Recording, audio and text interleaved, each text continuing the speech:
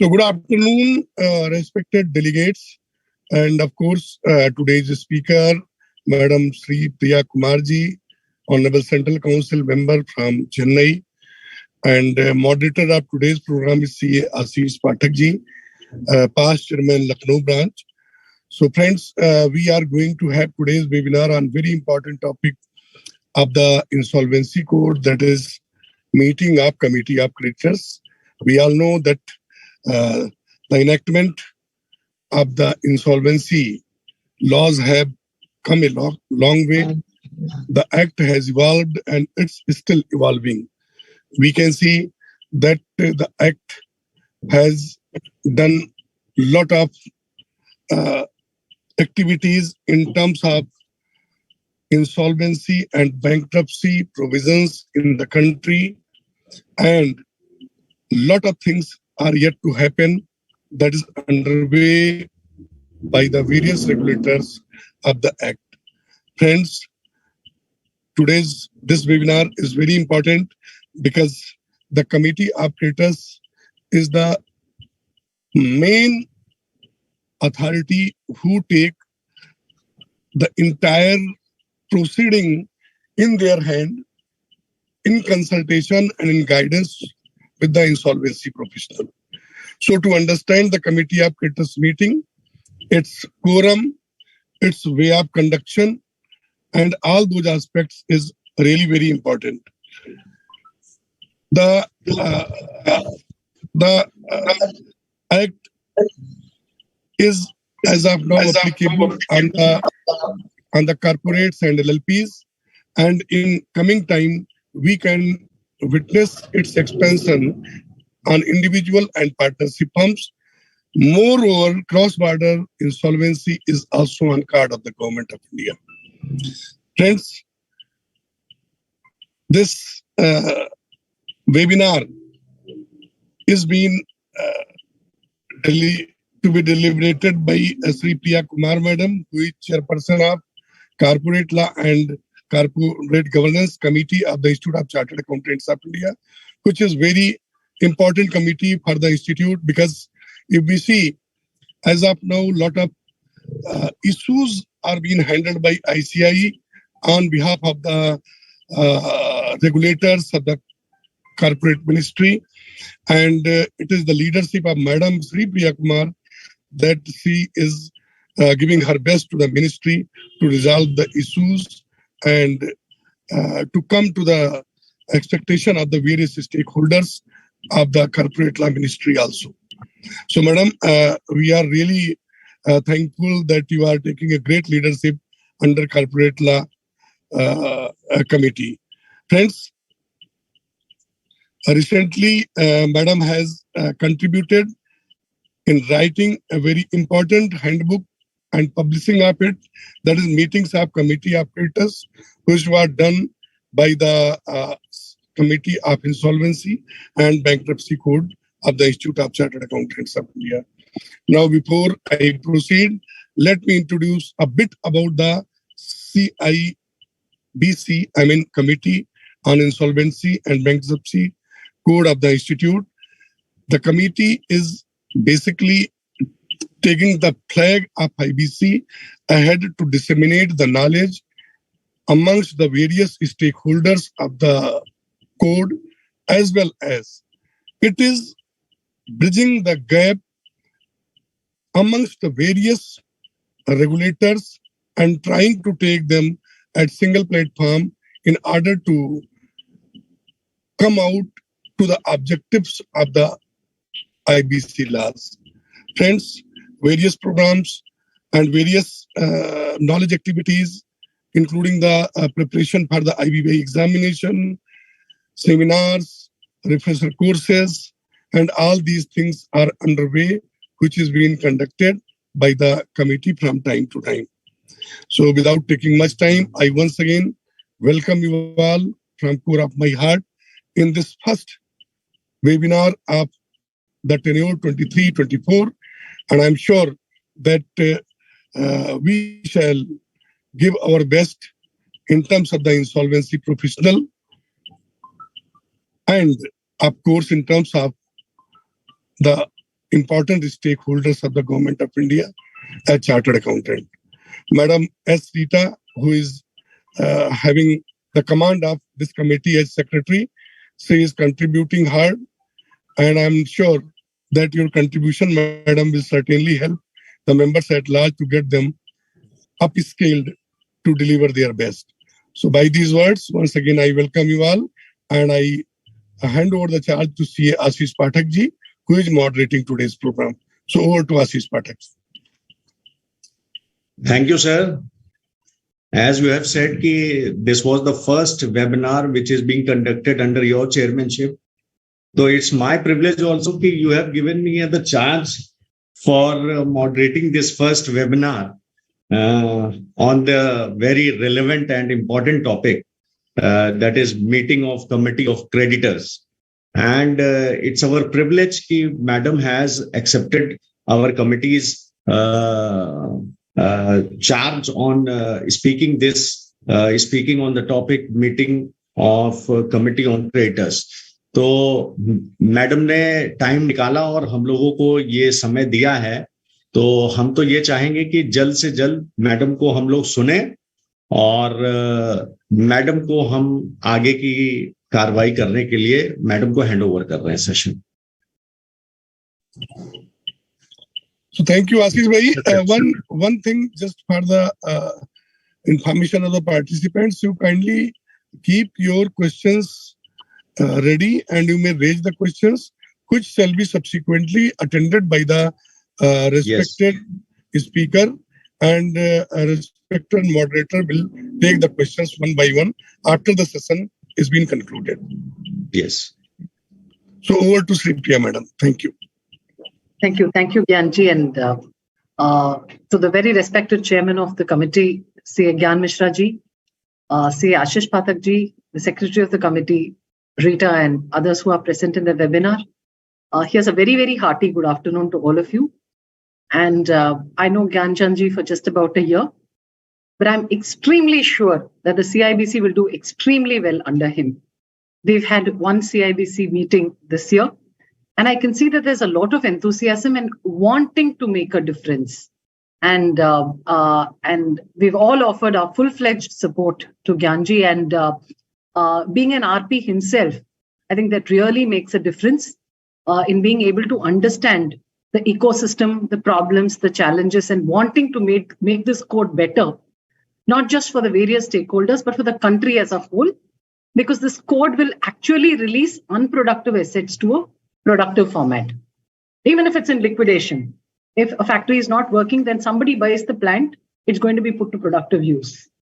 So with this very brief words of introduction, I would like to introduce you to the COC, the Handbook on Conduct of Meetings of the COC. Now, as Gyanbhai had mentioned, we had come out with a publication in CIBC. It was not an individual effort. It was a team effort with a group of people who actually contributed to this publication. And what is the best way to read a book? It is to read the book. So there's no shortcut.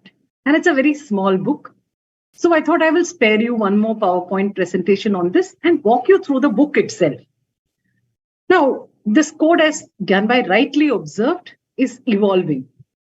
There are changes that have happened. And I think in the history, in a very long time, if you were to look at one legislation which has got amended so many times within a short span of its introduction, it must certainly qualify to be the IBC, the IB code. Now, we had every single important judicial precedent which was laid out has now been embedded in the code. So we had an issue of backdoor entry, the courts examined it, and then you had 29A. We've had many, many changes that have come in after that. Of course, there are challenges in the code in terms of whether we are able to comply within the specified timelines of the code. But that's again for the entire ecosystem to respond. Now, who's at the core of the insolvency process? I would always think it's the RP. You're expected to be at the fulcrum of the process. Why? Because you have a creditor whose interest. Now, look at a bank. They've been struggling to recover something. They're scared of losing the money for a larger benefit of their own shareholders. So their objective will be to come, let's get my money fast and move out. There's a promoter who doesn't want to give up. He feels tomorrow will always be a better day. So you keep talking to these promoters, they say, oh, just give me 1 month time, things will get better. Then you have IBBA and IPA, which are the compliance, the regulators and the sub-regulator. So the IRP actually holds a very crucial position. Now, as an RP, am I going to kind of flex my muscles and say, look, I am the top gun and I'm going to operate? No, I think it's different. I think the RP works under the guidance and directions of the COC. This is well embedded in the code and also laid down in judicial precedents such as Swiss ribbons. So while you can try to be that exceptional business manager, all your thoughts will actually have to be approved by the COC for you to take it forward. Now, you may ask me, so what's the point in then having an IP? The IP is actually the independent professional because we have moved from a debtor in possession to a creditor in control. So obviously there's a creditor who's also conflicted because, as I rightly said, he wants to recover his money, but the code wants a going concern and wants you to try for it to be a going concern. And obviously there's a tug of war that's constantly happening. Is this the correct resolution value? Are you getting your books and records? Are you having custody and control? All these challenges remain.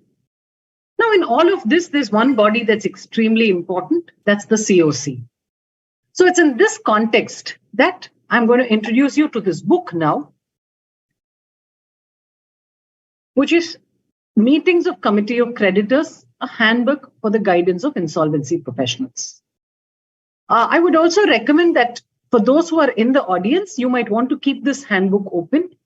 It's available in icai.org. You can go to download free publications, which you will find on the left-hand corner tab, the last tab. In that, you can select CIBC committee, and this would come right on top.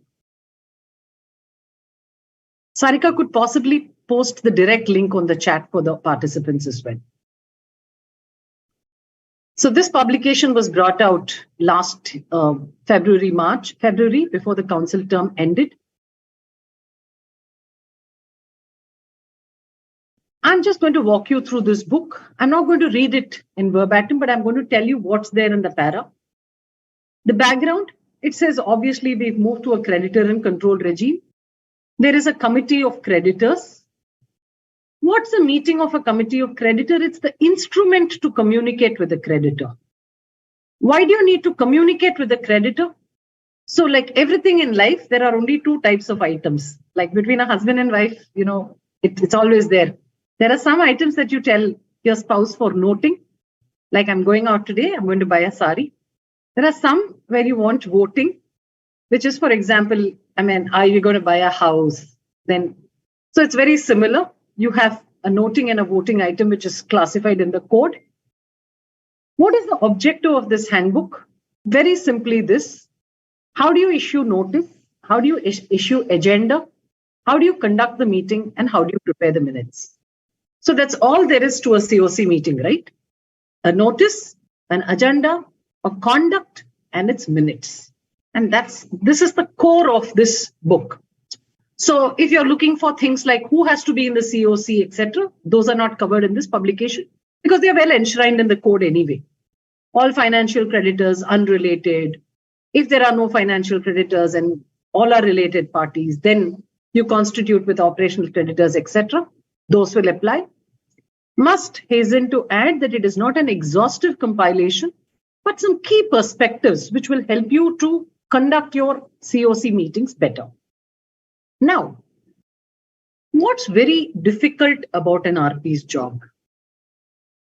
So let me tell you, one of the most difficult aspects of an RP's job is to maintain your documents. You have, on one side, a corporate debtor to revive, resolve, etc., etc. And on the other side, you have a regulatory oversight that you subscribe yourself to, whether it's in the form of forms to be filed or the manner of conduct. There are very few legislations which will actually tell you precisely what to do and how to do it. And this is one such. So, for example, your regulations are in great detail. It says your website has to be placed in the corporate letter, newspaper, and the board. That kind of very pinpointed compliances are expected in the code. And at all times, if you find that there is any conflict between this handbook and the code and the regulations, the code and the regulations will prevail. So these are the general aspects. When do you convene a meeting? RP can convene a meeting anytime he wants. A liquidator can convene a SEC meeting anytime he wants. Or if a certain percentage, 33% of the quorum, want you to convene a meeting, you don't have a choice. You have to convene a meeting. You have to issue a proper notice of the meeting. See, one thing is you can say, oh, I have only 2 creditors. What's the big deal? Let them come. No. The one thing that you have to appreciate is that it is a legal process. It's not even, in some sense, quasi-legal because everything comes under, it goes to NCLT. And I follow a very simple benchmark. When I write any document, even if it's a mail, I will think that this mail can go to NCLT. Or this mail can go for an inspection. Now, is the mail speaking for itself? That's the first thumb rule in your communication.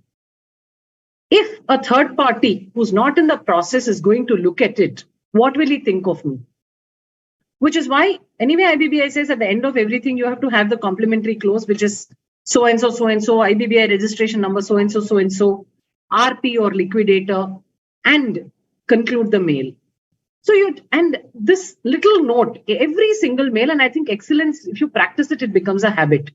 Every time you tell yourself, I'll stick to a font, Book 11, Book Antiqua, or there are some very general legal fonts people use. It looks nice. Please use those fonts and get it as a practice ingrained in your office. So the first thing is the format of the communication. The second is that you assume that somebody is going to look at it. 2, have a general discipline on paragraph numbering. Make it look nice. And again, it's a habit. See, you can write it all in Arial 9, tightly packed, or you can put it in a larger font with a 1.15 line spacing or a no line spacing. You can have indents, 1, 1.1, 1.2, 1.3, etc. These also help you to structure your own thoughts and how you want the other person to do it. And the third important thing, which is a sort of a very, very qualitative aspect, is you must write something that the other person finds easy to read and must want to read it. It must inspire the other person to read. So if you put it all jumbled up and all that, it doesn't look nice. So that's the first thing. You have to issue an agenda and explanatory notes. So when you're issuing a notice, you can say this is noting, this is voting, but please present an agenda for everything. What is the big difference? If you're saying, okay, I have incurred so much CIRP cost, which has already been approved, place it properly in a table, neatly, whatever you want to convey. The fourth important thing about a communication is don't give excessive information. You don't have to describe A said this, B said this, C said this, D said this. If all of them are saying the same thing, you can say that the members of the COC broadly stated and proceed. If there is a dissent, please record that dissent alone very clearly. So, quorum and attendance, you need to ensure conduct of the meeting and minutes of the meeting. Convening, I had told you the first meeting alone is a statutory date, 30 days. For the remaining, it's the RP's choice, the liquidator's choice, or by a quorum requirement or a quorum demand. Serial numbering of meetings. Does the court tell you to serial number meetings? No, but it's easy for you. Because today when you keep referring, you say, okay, 9th COC, 10th COC. It's easier for recollection and for maintaining a document trail. Who's the chairperson? The RP shall be the chairperson. Day, time, place of meetings. So you can have it on any day, but avoid a national holiday. Date, time, and place may be decided, keeping in convenience of the COC members also. But today the court permits a virtual meeting, so a lot of meetings get conducted in the virtual mode. But where the RP sits will be the center, the physical center of the meeting. And please optimize the cost. No point hiring, most of us don't do it, no point hiring a huge star hotel and a room and spending lakhs for this. Mode of the meeting, It can be through video conferencing or physical means. I'm going to go about this a little fast because all of us know this and it's well contained in the code. And this handbook also contains the relevant segments of the code and the regulations themselves, which have been appended at the end of this handbook. And a lot of it, which is extracted, has also been placed above for convenience of reading. What the code says, what do we gain by writing in a different language? So we've written it in certain places in the same language, and we've acknowledged the existence of the code and regulations from where we have picked this. Frequency, we discussed this. So what's very important is deciding when to have a COC. If you have one matter which is critical, please call a COC. Let's say there's a police complaint. Let's say there's been a theft. What I would call as not a business as usual incident. That will call for a COC. Otherwise, it's nice to group a set of things and identify. Try and have a COC meeting at least once in 15, 20 days, because I think it's important to communicate what's happening and more importantly, what is not happening. Many a times as an RP, you have done something, but it's still pending in a tribunal. It's nice to actually place it before your COC because then there is no malafide on your side. Now, the code also says you will also have to call a COC meeting whenever you are coming to a voting item under section 28 on which you have to take a decision. You want to change the statutory auditor. You have to call a COC. You want to change the CEO, even if it's one agenda item, you will have to call a COC. Because these actions have to be done only with the approval of the COC. A change in shareholding. Somebody passed away. There's a request for transmission. Will you sit on it and say, no, I'm in CIRP, I can't do the transmission? No, you'll have to get it and do it. Similarly, section 25H, this is very, very important, says that the prospective resolution applicant criteria has to be with the approval of the committee of creditors. Now, sometimes you can ask me, okay, what if I get a mail approval? I think it's still fine, but always placing an agenda in a meeting, what happens with these mail approvals is that you miss it. You'll forget it because you get 1,000 mails as an RP. So it's nice to put it somewhere. Even if you've gotten a mail approval of something, please place it in the next COC. You can take an approval by circulation and place it. So participants in a COC meeting, here I think you should be a little strict. So there are suspended directors are entitled to attend. Related party financial creditors are not entitled to attend, participate or vote. The financial creditors who are there in the COC are entitled to attend. But if you feel you need to call a special invitee for a specific reason, please do so.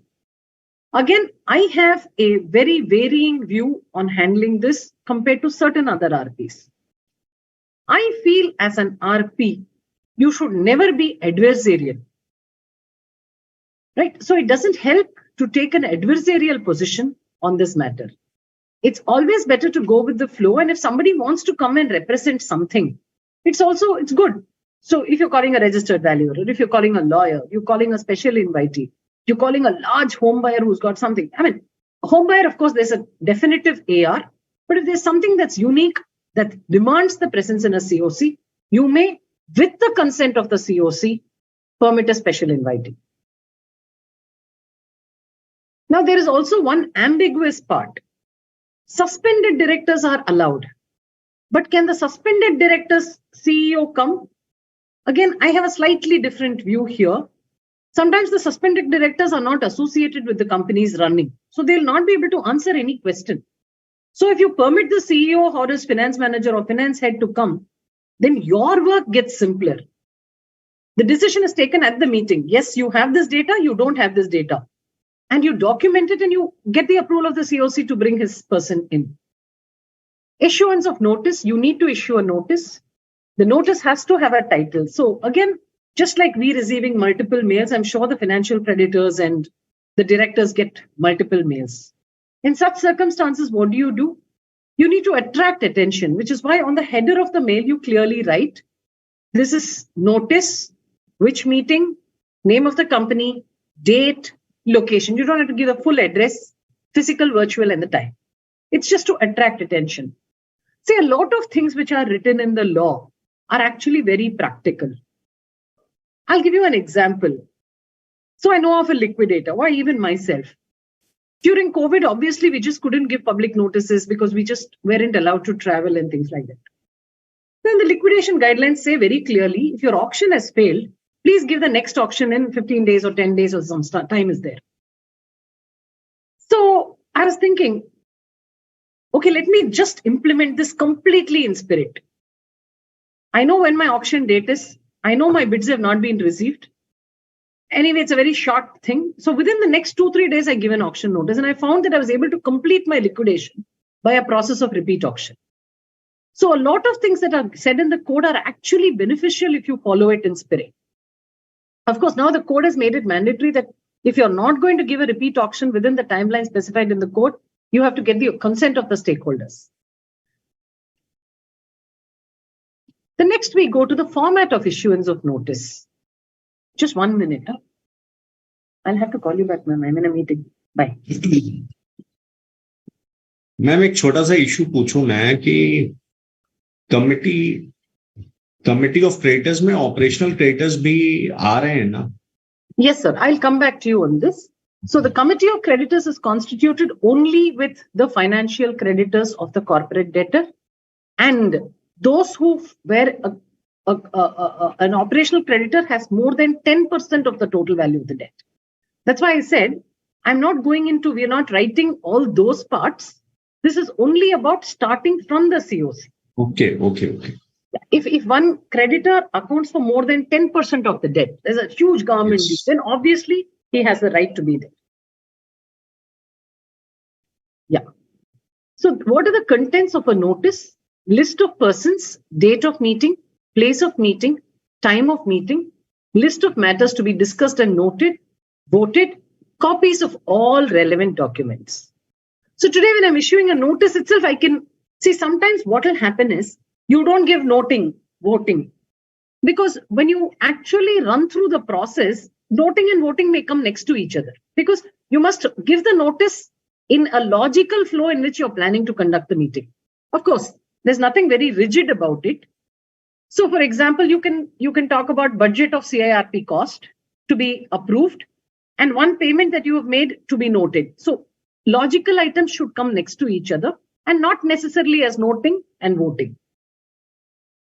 So agenda documents. Again, agenda is absolutely important because tomorrow if somebody disputes that they have not received an agenda, so that's one of the reasons why right at the beginning of the meeting, you ask all the participants to, especially if it's a physical or a virtual, both kinds of meetings. Physical, you will know who is there. But in a virtual meeting, you specifically tell them, they have to say, my name is so-and-so, so-and-so. I am representing on behalf of the financial creditor, so-and-so, so-and-so. I have received all the agenda papers relevant to this meeting. I am participating in this meeting. I have received necessary instructions and I will stay back till the end of the meeting or whatever he wants to say. And if it's on virtual mode, he adds one more line saying that nobody else other than me is attending this meeting. So there you actually get a confirmation. Now you might have a practical situation. It's not possible all the time to present all the agenda ahead of the 5 days or 7 days. So again, COC notice is a very interesting thing. You can have a short notice. The code says you can make it 24 hours, but if you have an AR, it has to be 48 hours. Now here, what makes sense is right in the beginning, you tell the COC, sir, please give me permission for 3 days. All the time I will give you 3 days.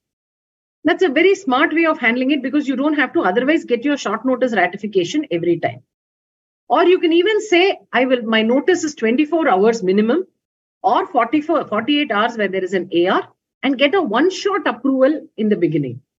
And every time you're issuing a COC notice, you can add it there. You can say this notice is issued 2 days ahead of the meeting because I've got a specific approval for this purpose in the 4th COC meeting of the company. However, it's the complete right of the COC to either agree to such an item or not agree. So that is open. Agenda document. Agenda is extremely important. Because only then the COC member will read it and come for the meeting, and your meeting can be conducted in a crisp manner. So don't think the agenda is for the benefit of the code. The agenda is benefit for the participant. And in an agenda, you don't have to write tomes and tomes, but you can have your supplementary papers to the agenda with you. But what is important is exactly your ask. What is your ask of the COC? Okay, I'm presenting this. I need you to decide on this, yes or no. And a background to it. That's about it. So for example, I have a habit of placing applications that I'm filing before the COC in most cases, or after I have filed in some cases. So even if I'm filing a 19.2 application, I prefer to do that. I mean, other RPs may differ. I would just go tell my COC, look, I'm placing the draft application. My lawyer will clear it. It will then get filed. Kindly note this. So then when I file an application to the tribunal, I actually say that this application has been placed before the COC. In some sense, it adds a little more credibility to the application because then it's a collective forum that is aware of a problem. So agenda should contain the appointment, the roll call, the ascertainment of quorum, the approval of minutes of earlier meetings. See, again, that's a very good practice. But today you don't know when you're called to doubt. So I have a very simple system where we take the minutes of the previous meeting on record, but right at the end, I keep telling them, sir, this is the 20th meeting. 1 to 19 meetings I'm placing before you. Only the meeting number, date. Any of you have questions on any of these 19 meetings, please ask now. So what happens then? The COC, if they are thinking, oh, what did you do to that PRA criteria? Will come. Why is all this important? Because tomorrow, if there is a litigation, you can say, look, everybody was precisely aware of this particular matter. For example, you take a 29A. The promoter may object to the 29A of the resolution applicant. He would have objected in the 11th meeting, 12th meeting, 13th meeting, 14th meeting, 15th meeting, the resolution plan is passed because the COC and your independent auditor have said, no, 29A is fine. But tomorrow when there is a litigation in this regard, you can say, look, the promoter was present in all these meetings. He was aware of the issue. It was documented and he's been provided ample opportunity to seek clarification. Now, especially if you have any item where you're referring to an earlier minutes, then it's also nice to bring in that part here. So you can say in continuation of the 9th COC meeting, agenda number so-and-so, this is being done.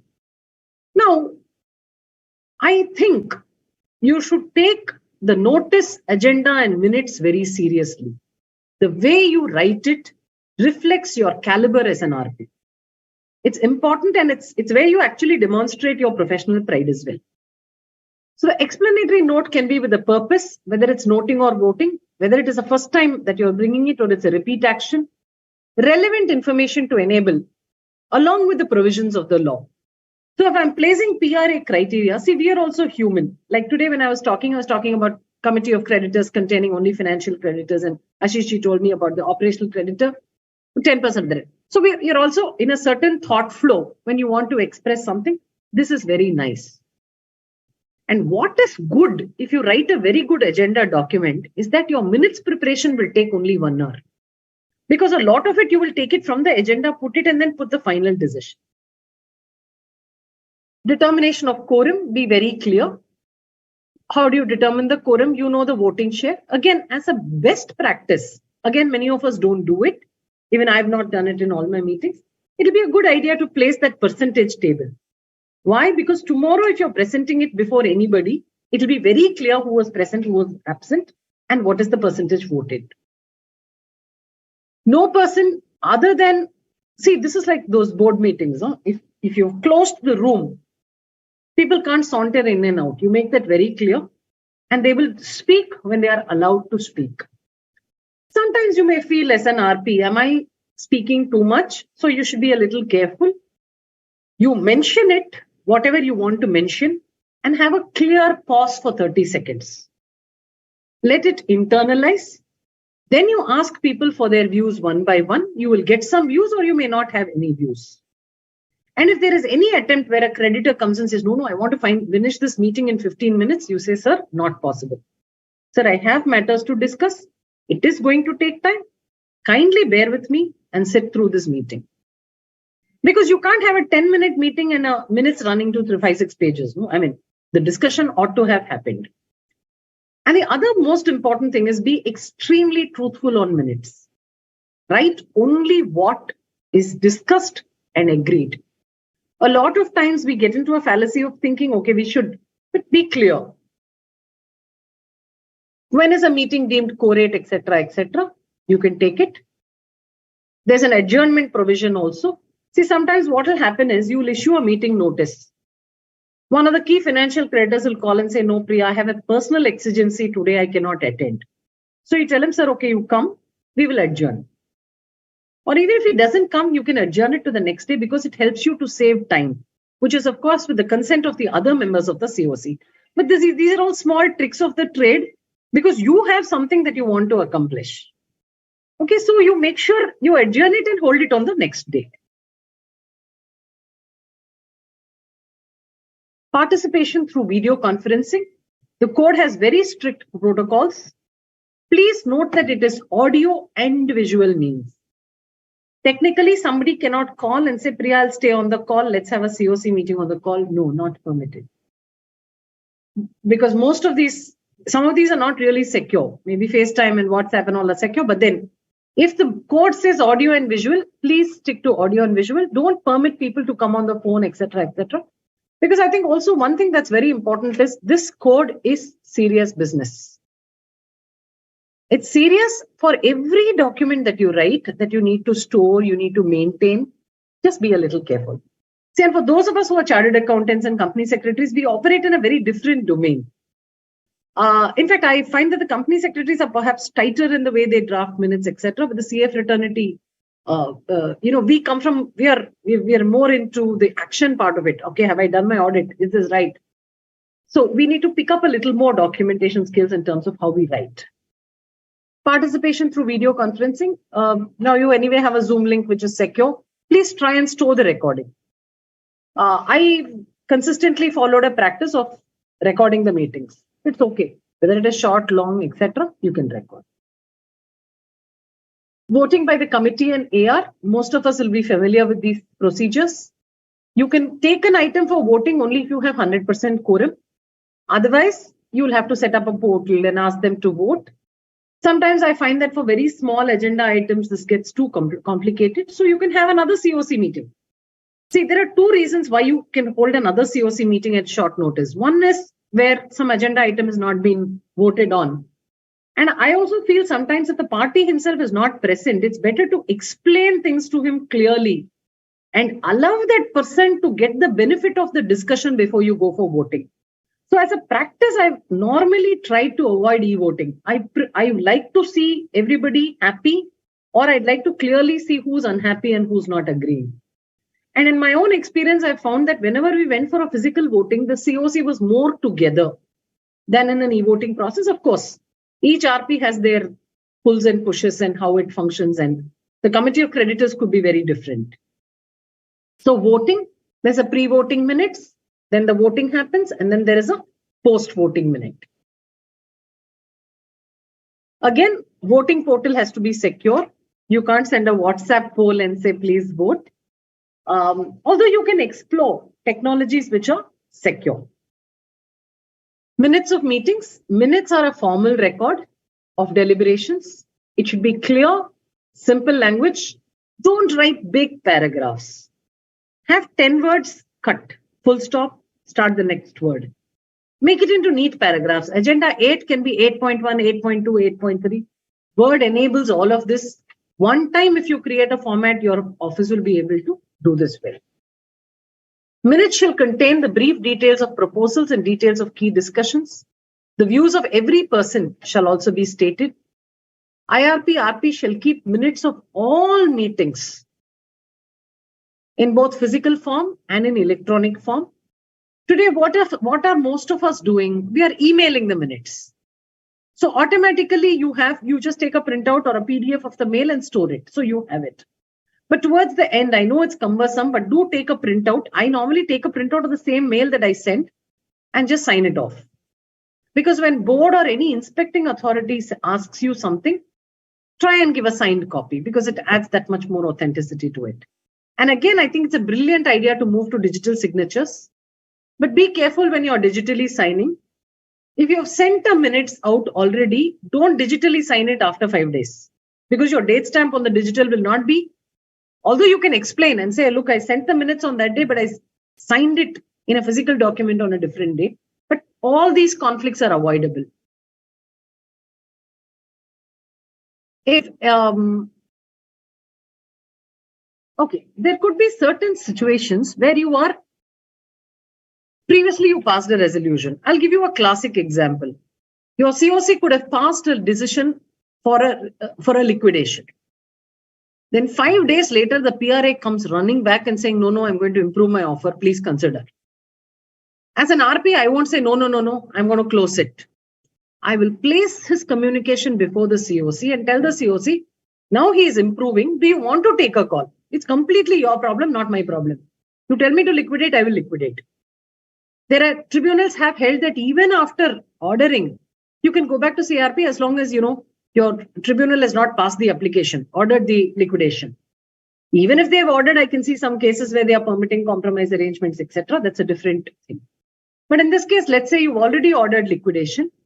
Then in the next COC, they are calling and saying, okay, let's consider. Sometimes the COC does it wantedly also, because then that's a sure shot way where somebody can push up a bid. So at that time, what do? You have to maintain procedure. You have to rescind the earlier resolution. Please remember it is legal. So you have to write one agenda item should be rescinding of the liquidation resolution based on decision of the COC. Because it is in that COC meeting, they are going to decide whether to take the resolution plan or not. So if the COC decides, you can do this. Similarly, you can have alternate agendas also. See, we've been doing resolution, 560 days is over. So finally, I have one resolution plan in my hand. We've been discussing, debating. As an RP, I can say, look, my exclusion period is expiring on November 30th or March 31st or April 10th. Today is my last COC meeting. Now, in this COC meeting, I can place two alternate agenda items. I can say either approve resolution plan or liquidate the corporate debtor. Now, when you're placing such an agenda for liquidation, you're supposed to give all those items, right? Reason to liquidate. So all that will be placed as agenda items. You have to say under this 39D or whatever, a set of things, fee, liquidator fee, liquidation expenses, decision to liquidate, compromise or arrangement. I think these four are the most important four, which the code says has to be there in a liquidation resolution to be placed before a court also, because these have to be filed. So at that time, what I will do, I will word it suitably. Agenda number 3 will be resolution plan. Agenda number 4 will be alternate agenda if agenda 3 is not passed.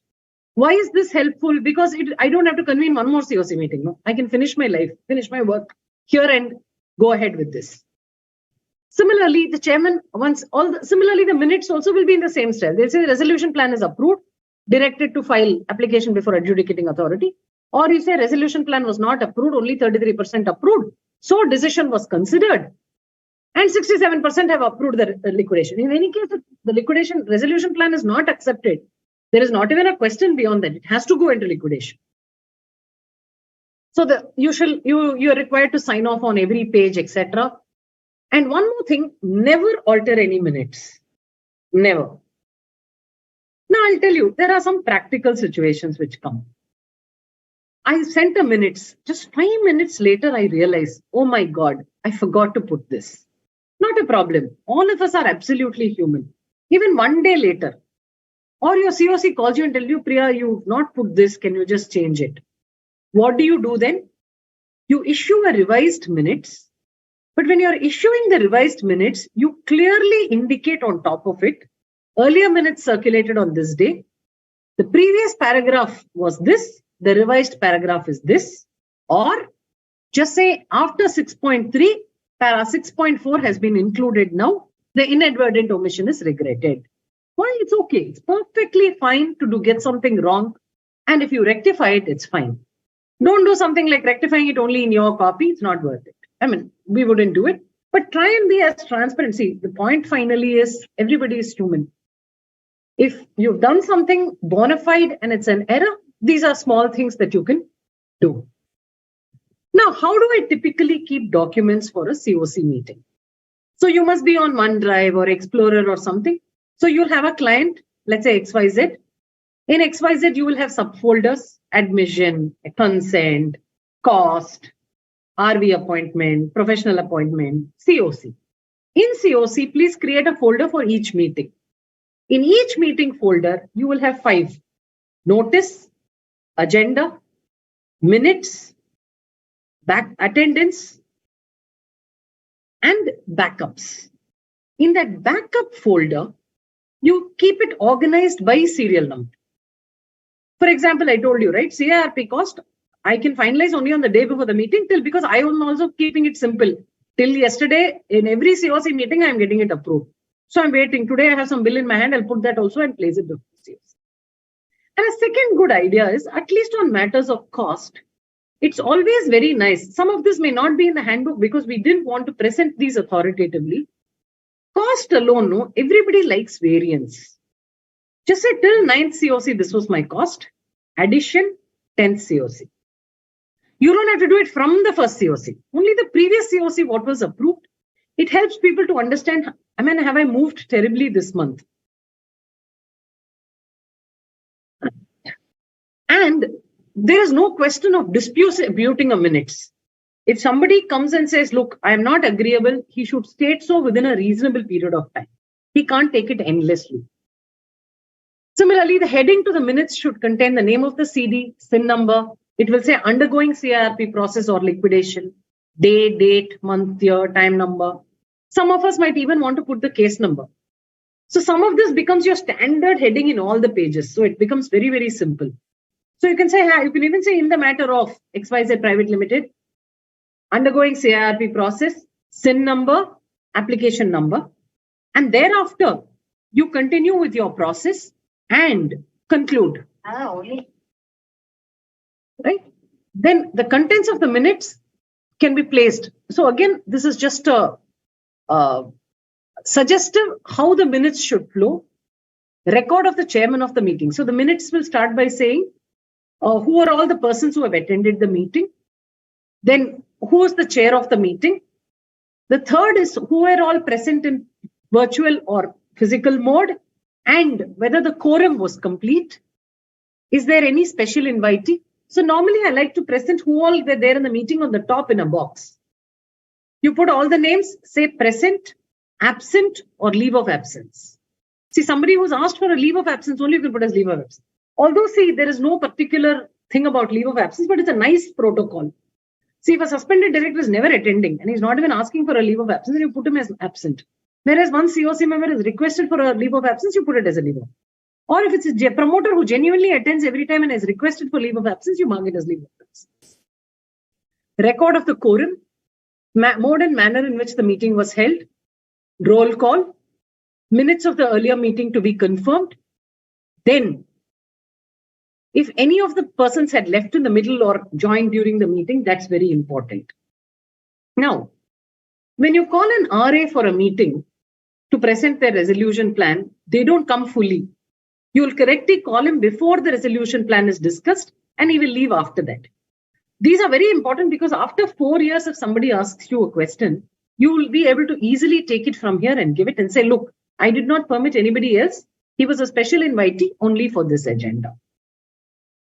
So in all this, what am I trying to tell you? I'm trying to tell you to be, again, there are two different types of RPs. I for one always believe that an RP is better to be defensive. Be extra cautious, doesn't matter, because then it'll become a habit. And as a corollary, I think you should be very careful about how you negotiate your fees, your engagements, etc. Because I think an RP's work is hard work. It's hard work both in terms of, application of mind, knowledge of the laws, and on documentation. Your office will spend a good 30% of the time documenting. Today, if I sent 5 mails, have I archived it carefully somewhere? So in that context, since the code says you should not permit anybody unauthorized, that's why I'm saying you put it on the top and say special invitee. And you put a specific line saying the special invitees were permitted to attend the meeting by the COC members. Let them come back tomorrow and say, no, I didn't agree. Circulation of the minutes, you have to circulate it within 48 hours. Sometimes you might fall sick, etc., etc. Nothing very sacrosanct. Just send a mail that says, look, I'm unwell today. I will send it at the earliest. So I think 48, 72 hours, none of us really make a conscious effort to delay the minutes.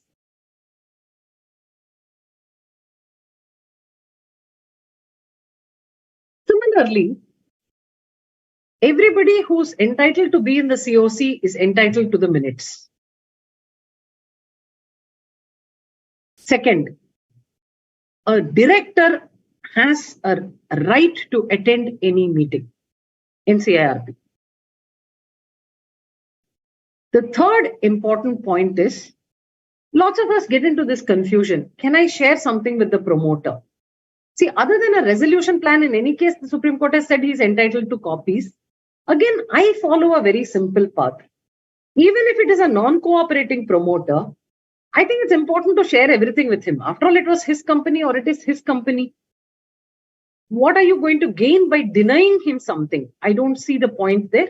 But of course, you might exercise discretion on what you want to share. You cannot send minutes as a Word document ever. It can either be in the body of the mail or it can be a PDF attachment. So don't get into this practice of sending Word documents. Although you have the primary record because you have sent it from yours, so you know, but you never know. You might save this somewhere, make some modification there. Now, we come to the most important operative part of this handbook, which we believe will be of use to you. They've thought through some 35 scenarios, which I will run you through very quickly for the next 20 minutes, and I'll be happy to take questions after that. What all can the code throw up as agenda items? We have tried to think through this. So what should be, and we've put it in two boxes, what should be the contents of the notice and what should be the contents in the minutes? And my special thanks to Rita for having documented this in this format. We've spent a lot of time trying to, and again, we came from a fundamental rule. We said the reader must enjoy reading this book and should be able to use it as much as we enjoyed, putting it together. So first of all, participants, this part and all I'm skipping. Main para, it will say notice is hereby given. And we've given an illustrative template in Appendix 1. It says notice, IBBI, Committee of Creditors, similarly minutes. Normally when I send a mail of the minutes, I call the earlier mail which I have sent the notice and I put it in the same mail because it's easier for me to store. So in one mail, I've got both the notice and the minutes. And when I go to read something, it's easier. So try and do these little things. Now, anyway, the board has said you have to keep a separate mail ID. I think sometime after 22, it's come. So not sure about the date. So for each of your cases, you need to have a separate mail ID. To appoint RP as the chairperson of the meeting, in the agenda, you will just say simply so. Here you say, as per regulation 24(1), the RP is required, and the members of the meeting noted the same. So all you have to do is just copy paste this because these have been thought through and this is what you want to convey. Conduct of roll call. Roll call was conducted. They identified themselves by name, capacity, location. No other notice and related papers were, and no one else was present. 5 questions to be answered. Ascertainment of the quorum. So to ascertain the quorum, the meeting shall be deemed quorate if 33%. See, in the notice, you can write what you want. You just want to explain the spirit. In the minutes, you say, okay, quorum was complete. 66% was there. So we are quorate. Or 100% was there. Whatever. Or you say that it was not quorate and so we have adjourned it. Approval for shorter notice voting. So this is what I told you, right? So this is a voting item. So what is written here is voting or noting. Quorum, there is nothing for the COC to decide. They have to only note it. Even for adjournment, there is nothing for them to vote. You are telling them, boss, I'm holding it tomorrow.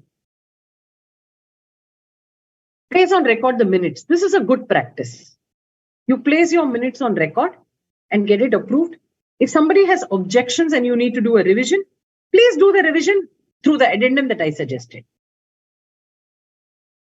In fact, if you really want to be smart on this, attach 2 documents, earlier minutes, revised minutes with a track change in the mail.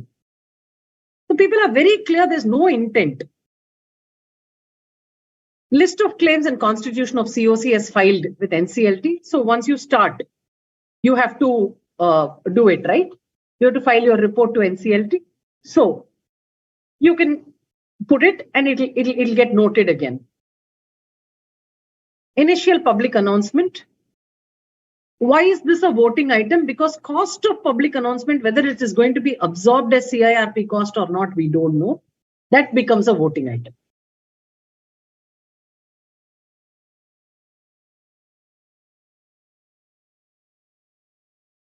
Then CIRP costs, you will place for voting because you have to tell them, see, there can be a budget also voting and an actuals also voting. See, budget gets a little dicey, but you try and get a budget also approved because it's nice. Normally you will know, I need to have 2 employees, 20 employees salary, so much is the security, the broad headings based on your general understanding. Now, I have gone here and for every resolution we have said for and against. If it's unanimous, you don't have to put this for and against.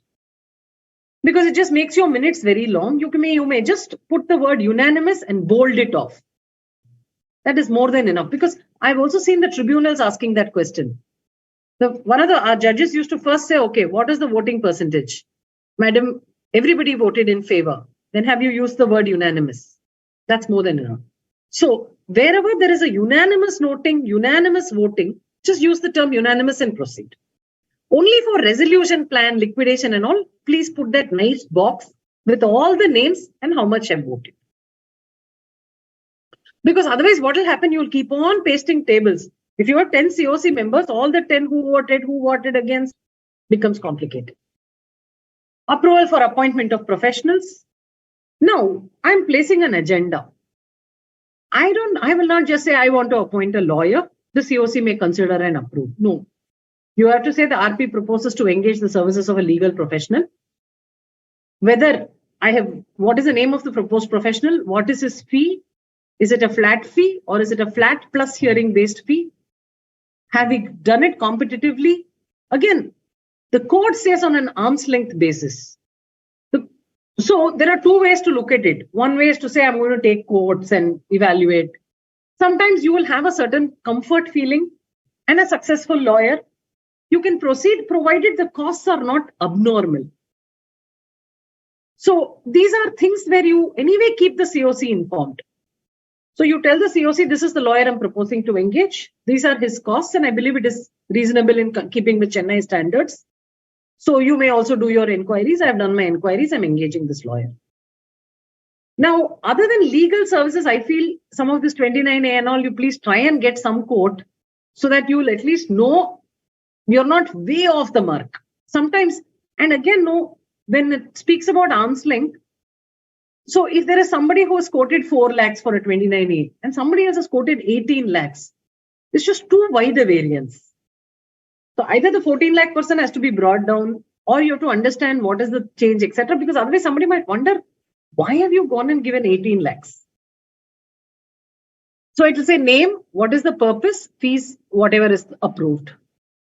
Change in signatory, it's a very straightforward one. So you will pass a resolution to change the bank accounts. And that's about it. Continuance of IRP as RP. You've decided to continue. The code has decided to continue you. So you can do it. Should I put my fee here? Ideally, yes.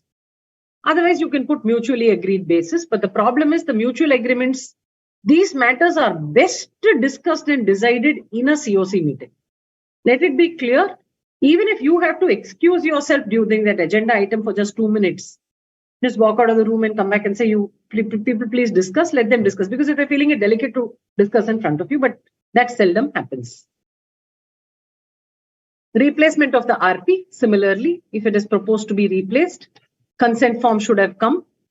Some of these I would look for. I'll say if he's wanting to be replaced, COC is coming and telling me replace. I will say, please get me the consent form because I know that that person has consented. This is like approving an auditor in an AGM. He has to give me his eligibility, etc. Information memorandum. You can place on record the information memorandum. If there are key discussions under each aspect, you note it. It's not a voting.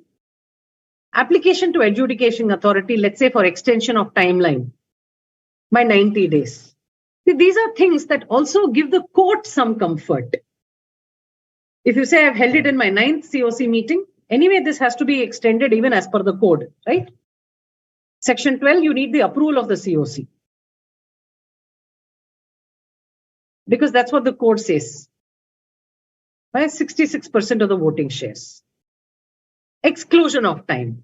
Now, the code only spoke about extension, right? All our applications for exclusion, we filed under 12 with 65, correct? We file under 12 because 12 says 330 days. 65 because it is any other statement of fact that you want to bring and get an extension. It's better to have a resolution. Now, of course, by practice, most of us have gotten used to this, so we are doing it. Application under section 19(2). Again, this is the duty of the RP to obtain books and records. COC has no role to play. But tomorrow, to strengthen your 19(2) application, you are actually telling the judge, I have written him 6 registered letters. I have met him twice. I have placed the matter before the COC. COC says he's done nothing, so go for a 19(2), which is what I proposed. So it was approved. Again, strengthens your case because then the judge has some comfort that it's not just you taking on somebody. And today when you're going to the COC, you will tell them, right, boss, I just got one tally done. Nothing else I've got. How do I run a CIRP? Raising of interim finance. Similarly, this is again a board reporting issue. I think there is a form also that you have to fill. COC may come with different. So first of all, there has to be, you have to tell what is the amount. So another thing, just imagine you are the COC, right? Somebody is coming and asking you, I want money. Won't you ask 5 questions? It's those 5 questions, the answers should be in your agenda document. What is the total budget for which you're going to seek interim finance? Have you brought any options? Ideally, you should say, this is what I need. This is only how much I have. There is a funding gap. So for this funding gap, I've gotten 3 quotes. Or you say, I have no quote. Why don't you give me the interim finance? Charge. Whatever you want to charge, tell me, let's put it here. Let's charge. Even at 12, 14% interim finance from a COC member is a great comfort because you know the money will come. And it's very difficult to run a COC without CIRP or liquidation without money in the bank. So you have to be a little careful. Who are the financiers? What is the interest rate? Are you going to offer any security? All these become important. This has to be approved. And again, the code will say there is a small thing that says up to 2 times you can get a loan within the security interest, etc. My point is very simple. Some of these financial decisions, please put it before the COC because it's getting included in the CIRP cost anyway. Right? The interim finance and the interest will be forming part of CIRP cost, which will be for payment at the first level of priority. So anyway, you have to get CIRP approval, so you get this approval also. Creation of security interest. You're planning to create a security interest because you want to get a small loan or something now. Place it. 28 says that. Change in statutory or internal auditors has to be placed, section 28 item. Again, tell them what you have done. So again, it's those 5 golden questions. When, what, why, how, and what's the 5th one? Who, what, when, why, and how. So just try and answer these 5 questions in anything that you put in writing. It's very helpful. Why am I doing it? Because the previous auditor is not good, or he's not cooperating, or I've not been able to get information, or I'm finding something amiss with the financial statements. What are you going to do? I'm going to replace with another auditor. How are you going to do it? I have identified 3 persons and I'm presenting this. When do you want it done? I want to get this approval today because I want to finish the financial statement because I'm struggling and I'm supposed to do statutory compliance. How? And whatever. And I'm placing this for record. Change in ownership interest of the corporate debtor. Again, a Section 28 case, for example, a transmission. So what is the change? Why is the change needed? What is the pre-change? ABC are shareholders. Now it becomes ABE. Why? Because E is the legal representative of C. Change in capital structure. Oh, the previous one was change in security interest, ownership interest. Okay. Constitutional documents. See, some of these rarely get amended. Rarely. But in a lot of the company law provisions, if you have to touch upon certain things, it will say if approved by the articles. So your memorandum of association is that grand thing by which your company gets created. Your articles of association is how your company is expected to be run. What's the board? What's the share capital? What's the lien? What is the mode of? Who's the CEO? Whatever you want to write, your articles is the speaking document. Now, if you need a change in the articles, again, you have to go back. You have to go back and do this. Now, normally how this gets cured is through that NCLT approval of resolution plan. It will say this resolution plan, once approved by NCLT, does not need any change. So, for example, if your resolution plan is proposing a demerger, and that resolution plan has been approved by the Committee of Creditors, when NCLT approves the demerger, nothing further is needed. It supersedes the articles memorandum, everything. Change in the management of the CD or its subsidiary, very important. Now, from a value proposition, you've taken over as the RP of a company. I have nothing much in that company, but my underlying subsidiaries are all very valuable. The subsidiary's MD is not even giving me reports. Again, the code says I can't take over the assets in the subsidiary, but the shares in the subsidiary are still mine. I have a right to sell it under the resolution plan. I'm getting no information. Will I sit with that person in the subsidiary, or I will say, okay, boss, I'm not getting anything. I can't even sell. I can't resolve. There'll be nobody who's willing to take. I want to change. Fair enough. Or the management of the CD. You find that there's a super high cost resource who's not delivering or whom you will not be able to support. So if you want to change, you can go ahead and change. See, again, the terms management, etc. are not really defined. So these I would leave it to individual discretion and other relevant references. Extension of date. So the code allows you to permit extension of date for submission, etc., which is within the purview of the Committee of Creditors. So you tell them that, okay, there is a need for extension, obtain the request. See, again, as an RP, you don't do suo moto extensions. You yourself will never extend, generally. Unless somebody calls you and says, madam, we are planning to apply. Can you give a further extension? In which case, you place that request before the COC and tell them, can I extend? Will you permit me to extend? Then such extension is permissible. Similarly, the code says you can give an EOI with a modification once. So I give an EOI, I can modify, and then I issue the second EOI. All of this. So even for the second EOI issue, every time you are issuing an EOI, better to go to COC. So I'll come to it later.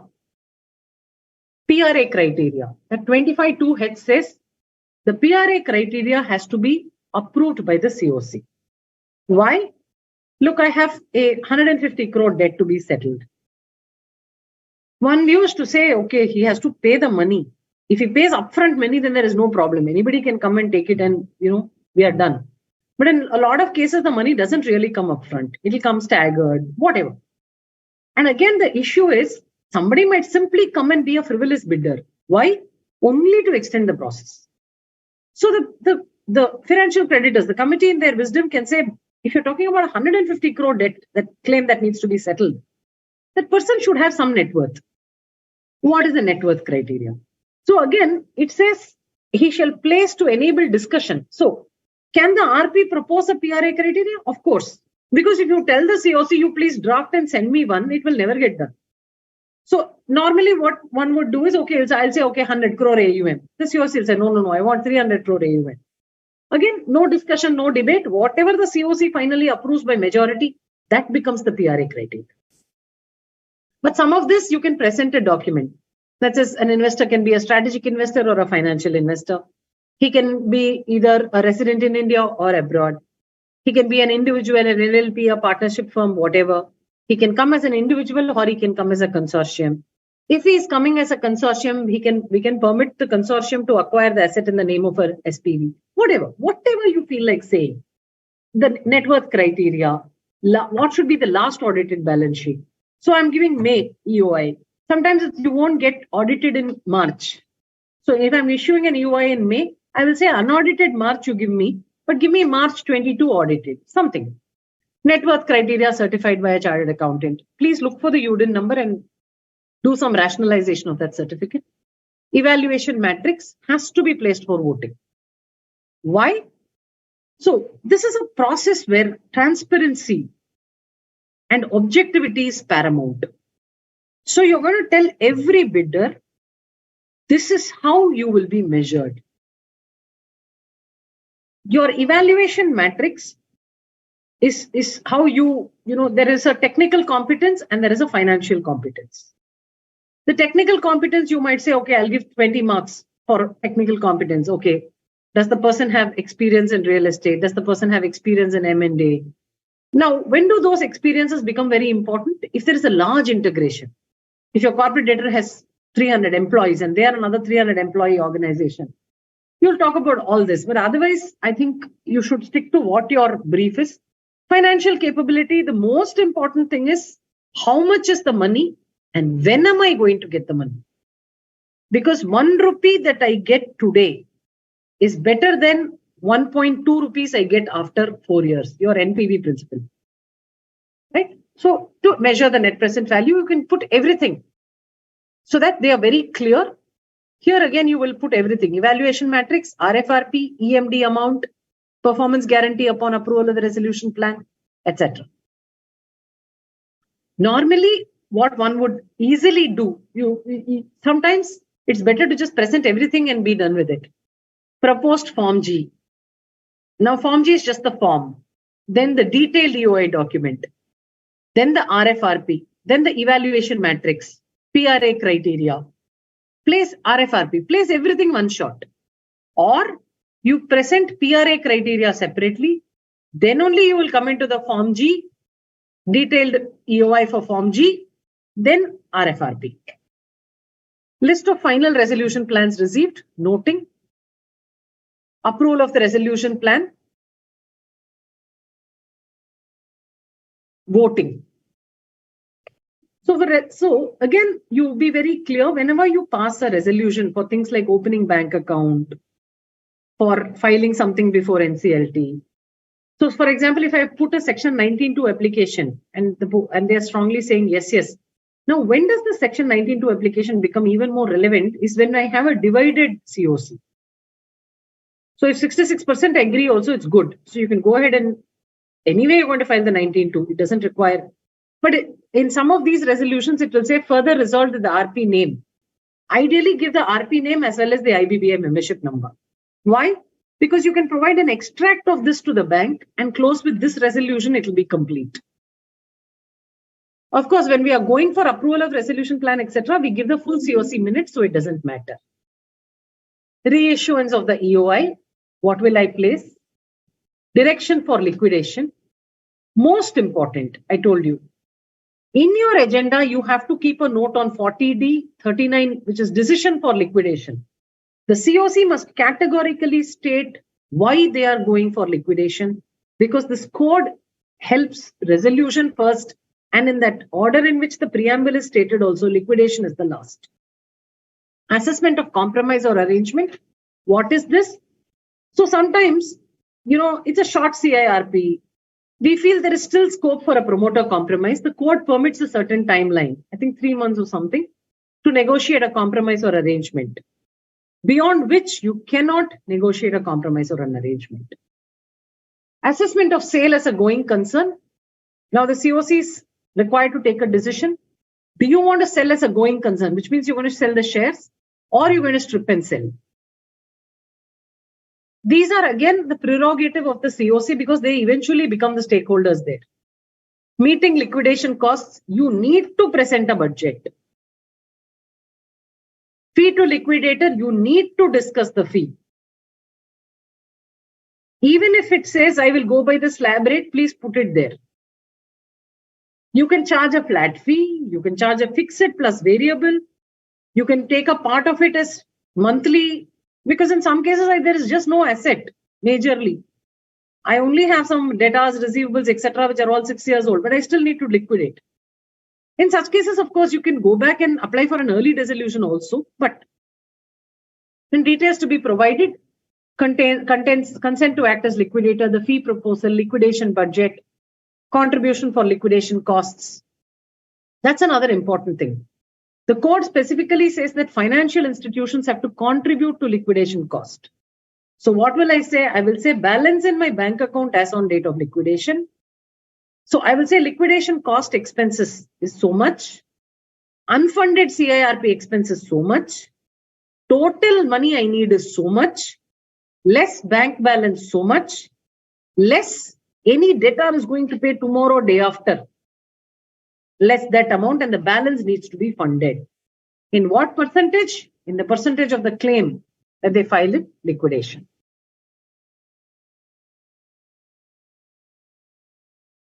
Status of litigations. Again, not compulsorily, but these are things nice for the COC to know. Look at that person. He's appointed an RP. He's sitting there. A lot of times banks will have internal questions. Somebody will ask him, so tell me what is happening to all these litigations. So every time he doesn't have to call the RP. If you bring all this as a culture in your minutes, you can say, okay, once in two COCs at least just say, okay, sir, I filed a section 19.2 on this day. Beyond this, today is about 150 days. I've had 2 hearings. Order will come. Something. Which is the forum, which is the section under the Act. The brief description, who's the appellant, who's the respondent, status of the matter. And some of these, if you just construct it as a matrix, it's only an addition. See, I found COC minutes very valuable for one reason. It helps me to recollect what I have done. So before I go for every meeting, I'll simply just open 4 or 5 meetings at random and just get it right. Because if you're doing other things, even if you're doing only IBC, which most of us may not fully be doing, you will still forget everything. So it's nice to have a review. Withdrawal. So withdrawal of application, what should be the format? Normally a settlement deed will be given, a form FA will be given, and then the RP will be authorized to file the application. So what does the judge look for? He looks for this. The members of the COC approve, further resolved that the RP is approved. Here again, it should have said percentage, voting percentage. It should be 90% or above. I think it just got missed out. This is an illustrative template of a notice.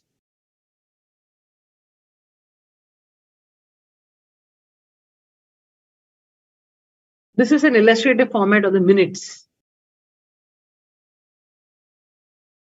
You don't have to make so many boxes. You can just make one nice box. You can even put type of person here and put it in a logical order. Normally, the RP comes first, the secured financial creditors, the unsecured financial creditors, the operational creditors, etc. So how do you write the minutes? We've just written a few lines. Quorum of the meeting. Minutes of previous meeting. I've taken one example. Appointment of registered valuers. I've already appointed them with all these notes.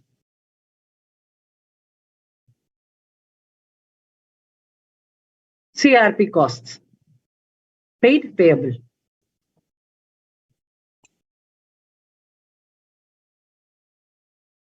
So extracts of certain sections from the IB code. Again, there could be more, but I'm sure we've got most of it. So, but please do read the code. Regulations.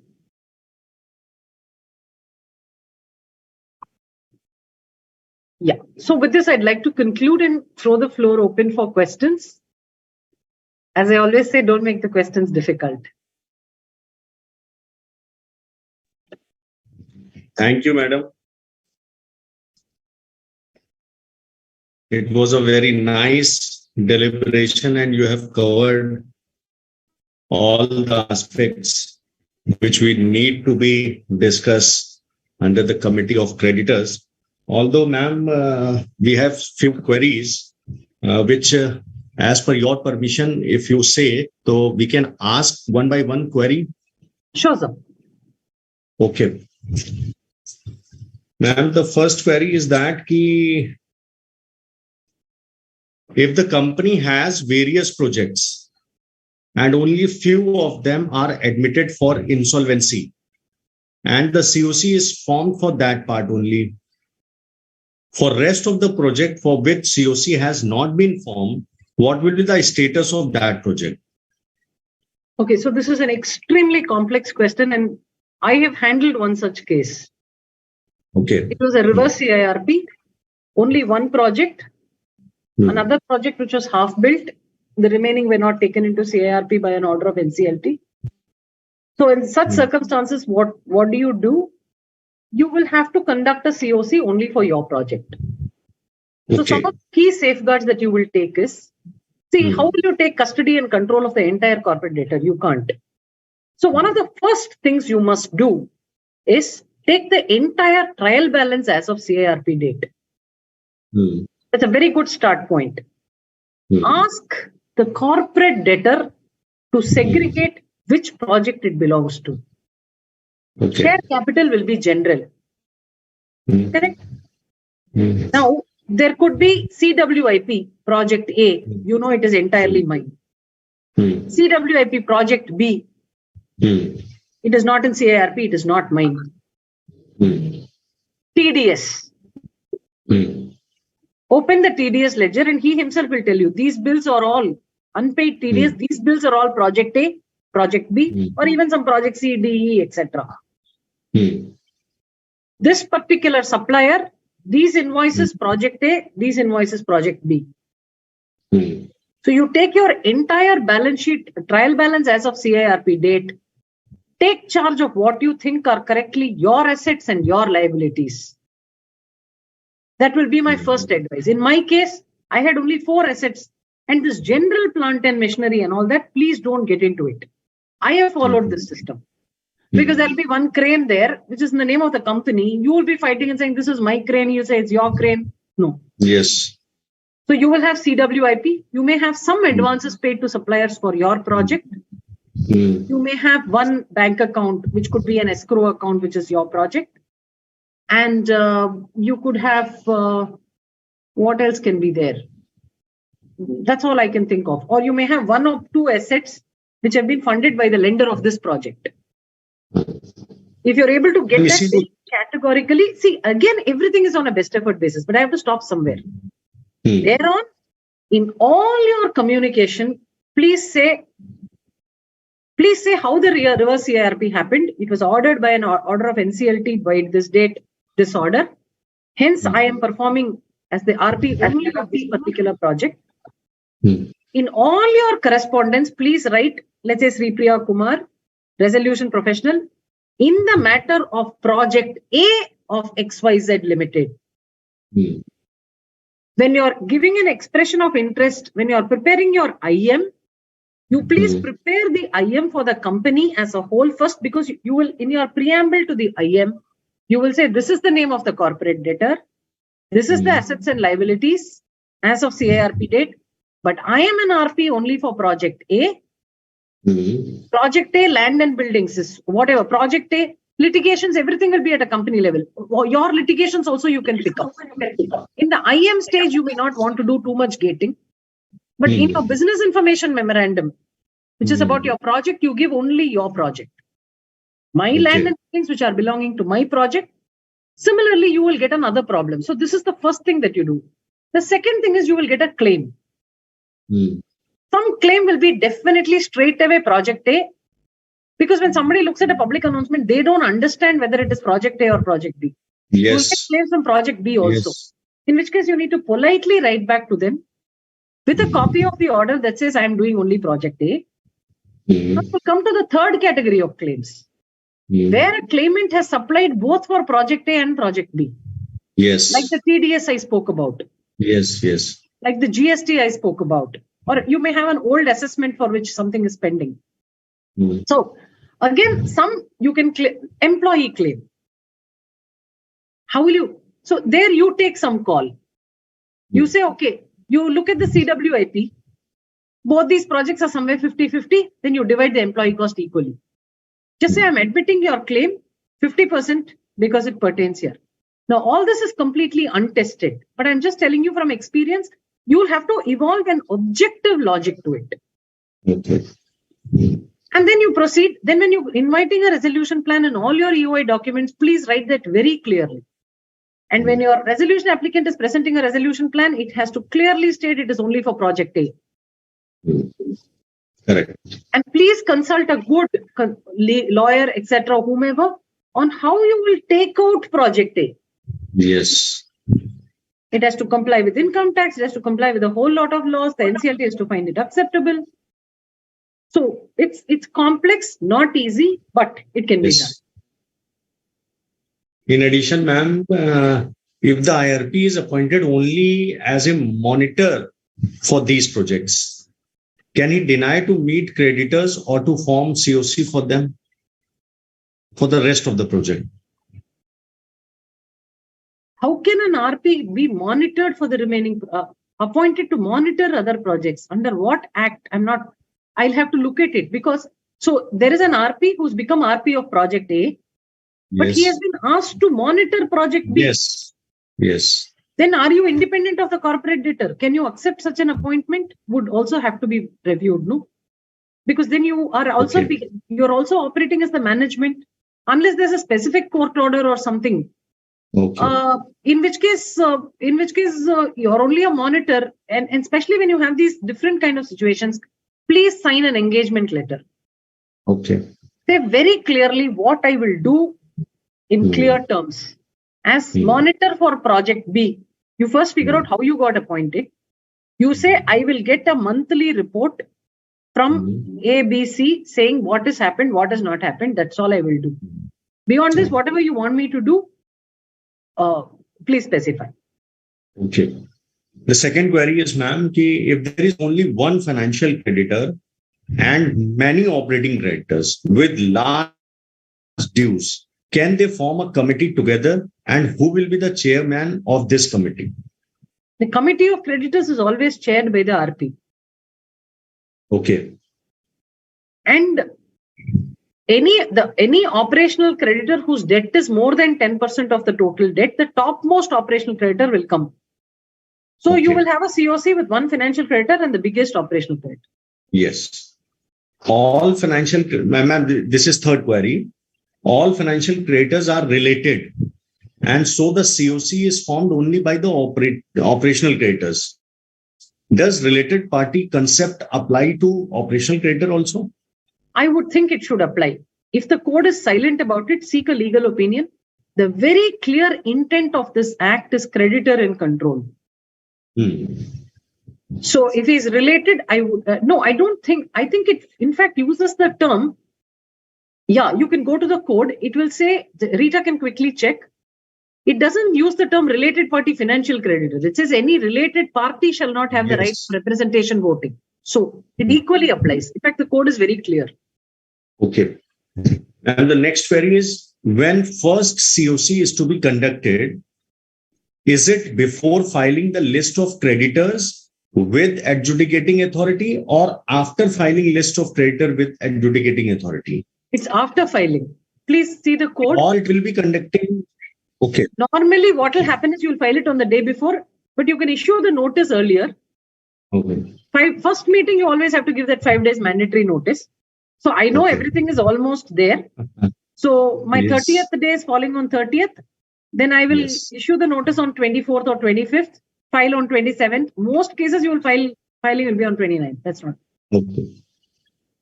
Authorized representative is to be informed the instruction received from creditors for voting. How to inform? does COC has a secretariat to receive and handle? RP is the secretariat. Okay. So the point here is, I don't understand the question, but I'm trying to interpret it like this. You tell the AR to put something to vote. The AR has to come back and give it to you. Yes. You don't vote. You as the RP are independent. Okay. Because he's supposed to put one consolidated vote. Yes. So much for, so much against, so much abstained. Okay. The next query is, ma'am, can an application under section 12A of IBC be filed during the liquidation process? Will have to be tested. Okay. You'll have to go to a court. Because Okay. you might want to look for some judicial precedents here. But there is no COC at that stage. So, but you can check. You should check out the cases of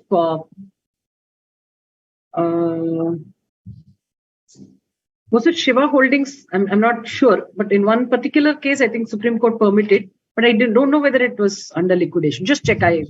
I'm a bit grey, but do check out. And whether minutes are to be circulated to all the participants, whether they have attended the meeting or not. Yes. And we need a signature of all the participants in minutes. No, minutes are only signed by the RP. Okay. Does it need to be approved and adopted in the next meeting? Good practice.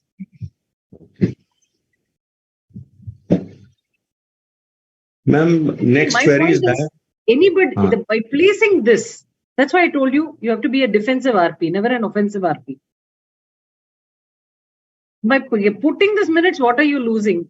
Normally in all the meetings we do it. Okay, we're meeting next time, please approve. What should be the date of claim for creditors to submit his document?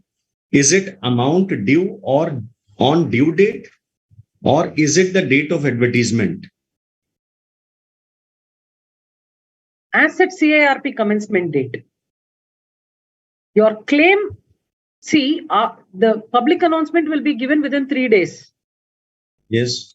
My CIRP commenced on 22nd March. The creditor should give his claim as on 22nd March. Whatever is standing in his books as payable, he will give it on that day. Because after that, a moratorium comes. And everything is done with that CIRP date as the cutoff date. Okay.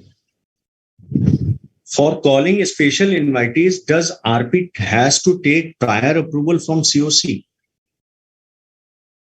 See, there are two ways of looking at it.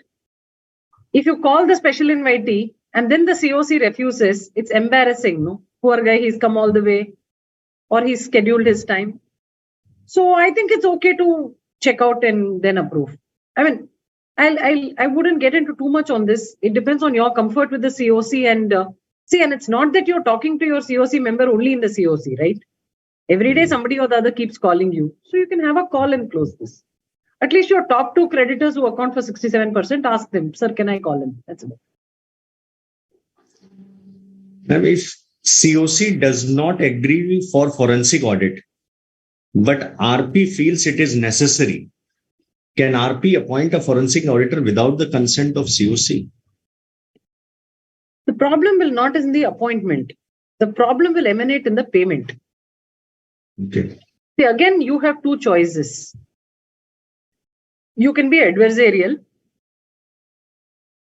and you can say, okay, I'm going to go ahead and appoint.